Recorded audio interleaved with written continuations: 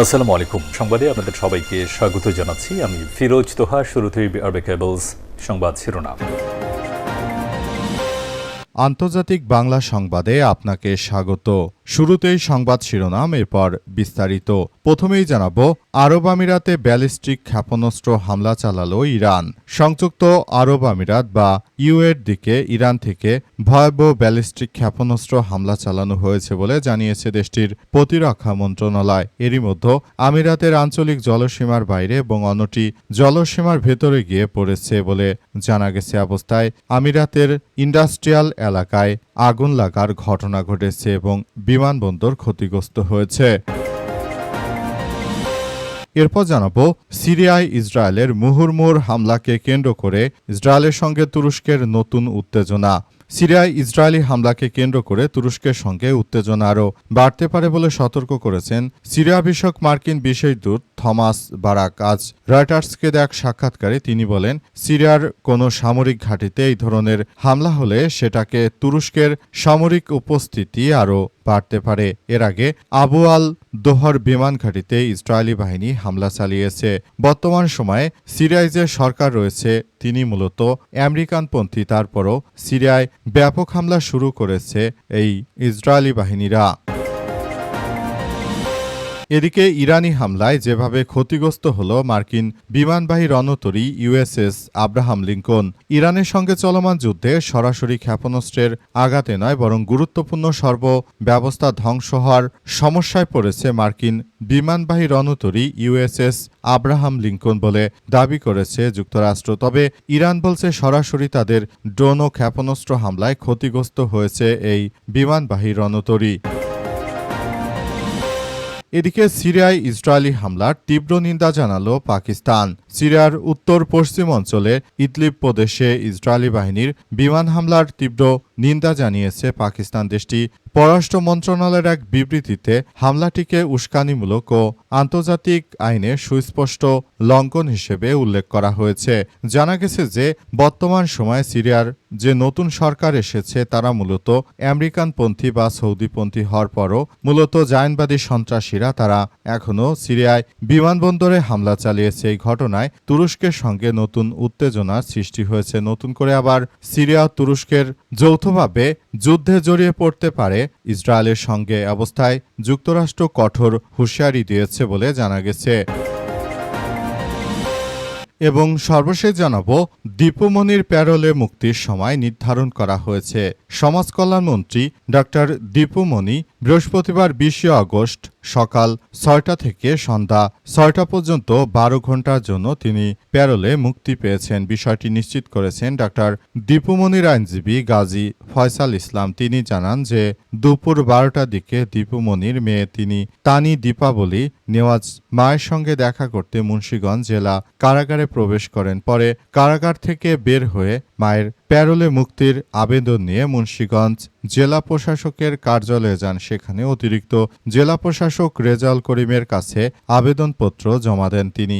প্রিয় দর্শক, এতক্ষণ শুনছিলেন সংবাদ শিরোনাম, এবারে বিস্তারিত। তবে তার আগে বন্ধুরা অনুরোধ থাকবে এই সংবাদটিতে একটি লাইক দিন। এই চ্যানেলে আপনি নতুন হয়ে থাকলে আমাদের সংবাদটি দেখতে দেখতে চ্যানেলটি সাবস্ক্রাইব করে রাখুন। কমেন্ট করে বন্ধুরা আপনার মূল্যবান মতামত জানিয়ে দিন আপনি বিশ্বের কোন দেশ থেকে বা বাংলাদেশের কোন স্থান থেকে আমাদের সংবাদটি দেখছেন এবং শুনছেন। আর বন্ধুরা সংবাদটি আপনার সোশ্যাল মিডিয়া ফেসবুকে শেয়ার করে বন্ধুদেরও দেখার সুযোগ করে দিন। গাজা যুদ্ধে আপনি যদি নিরীহ ফিলিস্তিনিদের ভালোবেসে থাকেন বন্ধুরা কমেন্টে ইয়েস লিখে পুরো বিশ্ববাসীকে এই তাজা আপডেটটি দেখার সুযোগ করে দিন। এবারে বিস্তারিত। আর বন্ধুরা দেখতেই থাকুন আমাদের এই তাজা আপডেটটি। আরব আমিরাতে ব্যালিস্টিক ক্ষেপণাস্ত্র হামলা চালালো ইরান। নতুন দফায় এবার আরব আমিরাতকে টার্গেট করেছে ইরান। ইরানের পক্ষ থেকে আজ দফায় দফায় সংযুক্ত আরব আমিরাতে ব্যালিস্টিক ক্ষেপণাস্ত্র হামলা চালানো হয়েছে। নতুন করে যুদ্ধের পরিস্থিতি আবারও সৃষ্টি হয়ে গেল মধ্যপ্রাচ্য জুড়ে। নতুন করে যুদ্ধের দামা বাজছে। এরই মাঝে আবারও নতুন করে যুদ্ধ ছড়িয়ে পড়তে শুরু করেছে। যুদ্ধের পরিধি খুবই ব্যাপক আকারে বিস্তৃত হতে শুরু করেছে। যুদ্ধ যুদ্ধ এই মুহূর্তে আসলে এক ভয়াবহ বিপর্যয়কর পরিস্থিতির মধ্যে পড়ে যাচ্ছে। এই যুদ্ধ আদতে কবে শেষ হবে সেটি সম্পর্কে এখন পর্যন্ত কোনো বিষয় বলা যাচ্ছে না, কারণ এই যুদ্ধ মনে হয় না যে সহজে শেষ হবে। যুদ্ধ শেষ হতে চেয়েছিল নতুন করে আবার ইরানের সঙ্গে সংযুক্ত আরব আমিরাতের এই হামলা শুরু হওয়ার পরই ইরানের সঙ্গে সব রকম ব্যবসা বাণিজ্য স্থগিত করার ঘোষণা দিয়েছে ইরান। ইরান জানিয়েছে যে তারা মূলত আর এখন কোনো যুদ্ধ এই মুহূর্তে ইরানের সঙ্গে যেহেতু যুদ্ধ করে পারবে না সংযুক্ত আরব আমিরাত, সুতরাং তারা এই যুদ্ধ আর চায় না, তাই তারা ইরানের উপর বাণিজ্যিকভাবে ব্যান লাগিয়ে দিয়েছে। অবস্থা চলতে থাকলে নতুন করে আবারও ভয়াবহ এক বিপর্যয়কর পরিস্থিতির জন্ম দিতে পারে, তাই এখনই বিষয়গুলো নিয়ে সবাইকে সচেতন থাকতে হবে বলে জানা গেছে। আসলে বলতে গেলে বর্তমানে যে ধরনের কার্যক্রম শুরু হয়েছে সেটা কিন্তু আসলে কোনোভাবেই গ্রহণযোগ্য নয়। মুসলিম রাষ্ট্রগুলো তাদের মধ্যে কি যে এক নিজেদের মধ্যে সমস্যা, তারা নিজেরাই প্রতিনিয়ত আক্রমণ চালিয়ে যাচ্ছে। এই আক্রমণের ফলশ্রুতিতে আসলে আরও ভয়াবহ এক বিপজ্জনক পরিস্থিতির জন্ম দিয়েছে। এখান থেকে সবাইকে বেরিয়ে আসতে হবে। যদি ইরান এবং সংযুক্ত আরব আমিরাতের মধ্যে যুদ্ধ না থামে তাহলে এখান থেকে আবারও এক ভয়াবহ বিপর্যয়ের মুখোমুখি পড়তে চলেছে সারা বিশ্ব। সিরিয়ায় হামলাকে কেন্দ্র করে ইসরায়েলের সঙ্গে তুরস্কের উত্তেজনা তুঙ্গে।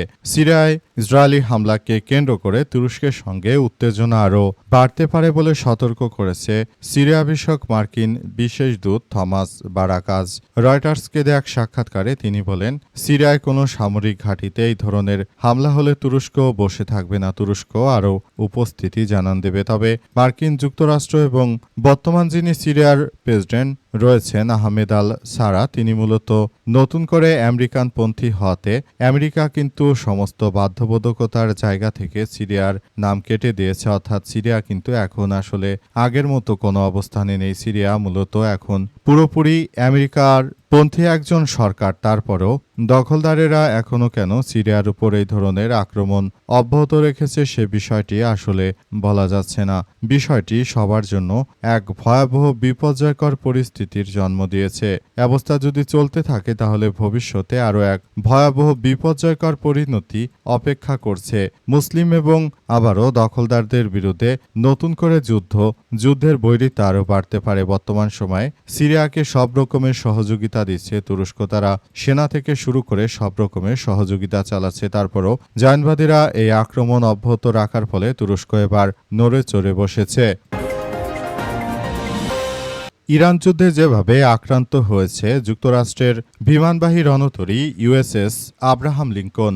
যুক্তরাষ্ট্রের ইউএসএস আব্রাহাম লিঙ্কন নামের যে বিমানবাহী রণতরীটি রয়েছে সেটি আসলে আক্রান্ত হয়ে পড়েছে। অবস্থা চলতে থাকলে নতুন করে আবারও এক ভয়াবহ বিপর্যয়কর পরিণতি ভোগ করতে হবে। নতুন করে সারা বিশ্বের বুকে এই ধরনের ঘটনাগুলো এখন পরিলক্ষিত হচ্ছে। নতুন করে এই ভয়াবহ বিপর্যয়কর পরিস্থিতি থেকে বেরিয়ে আসার চেষ্টা করছে মার্কিন যুক্তরাষ্ট্র। তারা মূলত এমন কিছু করতে চাইছে যাতে করে সাপও মরে লাঠিও না ভাঙে। কিন্তু ইরান আসলে এমন একটি জাতি, তারা ভেঙে যাবে কিন্তু কখনোই মস্কাবে না। ইরান এমনভাবে নিজেদেরকে সাজিয়েছে যে যুক্তরাষ্ট্র বিমানবাহী রণতরীটিকেও একদম ক্ষতিগ্রস্ত করে দিয়েছে তারা। কিন্তু যুক্তরাষ্ট্রের পক্ষ থেকে দাবি করা হয়েছে যে ইরানের হামলায় নয় বরং ভিন্ন কারণে নাকি যুক্তরাষ্ট্রের বিমানবাহী রণতরীটি ক্ষতিগ্রস্ত হয়েছে। তবে তারা যেটাই বলুক না কেন প্রকৃত ঘটনা যে কি সেটি এখন পর্যন্ত আসলে আমরা সঠিক সত্যতা নির্ণয় করতে পারিনি। যুক্তরাষ্ট্র আসলে এই মুহূর্তে ইরানকে আক্রমণ চালিয়ে তারা ইরানের উপরে প্রতিশোধ নিয়ে ইরানকে ধসিয়ে দিতে চেয়েছিল, কিন্তু ইরানের বিপ্লবী গার্ড বাহিনীর সদস্যরা তারা মূলত এমনভাবে কার্যক্রম চালাচ্ছে যেটা দেখে যুক্তরাষ্ট্র নিজেই হতাশ হয়ে পড়েছে। যুক্তরাষ্ট্র আসলে এই মুহূর্তে পুরোদমে ধরাশায়ী হয়ে পড়েছে ইরানের কাছে। এই মুহূর্তে যুক্তরাষ্ট্র আসলে ইরানের সঙ্গে কিছুই করতে পারছে না। সিরিয়ায় দখলদার ইসরায়েলি বাহিনীর হামলার তীব্র নিন্দা ও প্রতিবাদ জানিয়েছে পাকিস্তান। সিরিয়ায় যেভাবে অবৈধভাবে নতুন করে সিরিয়ার বিমানবন্দরে আক্রমণ চালিয়েছে জায়নবাদী সন্ত্রাসীরা, তার তীব্র নিন্দা ও প্রতিবাদ জানিয়েছে পাকিস্তান। আজ পাকিস্তানের পক্ষ থেকে এসব বিষয় নিশ্চিত করা হয়েছে। সেখানে আরও বলা হয়েছে যাতে করে ভবিষ্যতে দখলদার জায়নবাদী সন্ত্রাসীরা এই ধরনের কোনো ঘটনা ঘটাতে না পারে সে ব্যাপার নিয়ে তারা খুবই উদ্গ্রীব হয়ে আছে। এই মুহূর্তে যুক্তরাষ্ট্র এবং দখলদারেরা তারা মূলত যে ধরনের কার্যক্রম শুরু করেছে এটি কোনোভাবেই গ্রহণযোগ্য হতে পারে না। পুরোপুরি সবকিছু একদম নস্যাৎ করে দেওয়া হয়েছে। মার্কিন যুক্তরাষ্ট্র এবং দখলদারেরা তারা মূলত যে ধরনের সন্ত্রাসী কার্যক্রম শুরু করেছে সেটা সবার জন্য এক ভয়াবহ বিপর্যয়কর পরিস্থিতির জন্ম দিয়েছে। এভাবে যদি এটা চলতে থাকে তাহলে ভবিষ্যতে মুসলিমরা আরও এক ভয়াবহ বিপজ্জনক পরিণতির দিকে চলে যেতে পারে। এখান থেকে এখনই এটি বেরিয়ে আসতে হবে। যদি এটা না করা হয় সেটি মুসলিমদের জন্য খুবই এক ভয়ানক বিপজ্জনক পরিস্থিতি অপেক্ষা করছে। তাই এখনই মুসলিম জাতিকে ধৈর্য ধারণ করতে হবে, আল্লাহর প্রতি অবিচল বিশ্বাস এবং ভালোবাসা রেখে এগিয়ে যেতে হবে। যদি এ অবস্থা চলতে থাকে তাহলে ভবিষ্যতে আরও এক ভয়াবহ বিপর্যয়কর পরিস্থিতি আসলে অপেক্ষা করছে মুসলিমদের জন্য। মুসলিমরা এই মুহূর্তে তারা যদি যথাযথভাবে সবকিছু ঠিক করতে না পারে তাহলে ভবিষ্যতে মুসলিমদের অস্তিত্ব বিলীন হয়ে যেতে পারে বলে মনে করে পাকিস্তান। তাই তো এখনই এই জায়নবাদী সন্ত্রাসীদের বিরুদ্ধে আসলে পুরোদমে কার্যক্রম চালিয়ে যেতে হবে বলে উল্লেখ করা হয়েছে।